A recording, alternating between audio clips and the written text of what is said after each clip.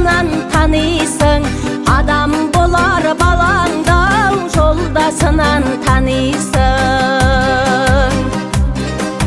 Батыр болар балаңда тұлғасынан танисың, жақсы болар балаңдау елғасынан танисың. Ырысты болар балаңдай мал баққаннан танисың, кедей болар балаңдау көп жатқан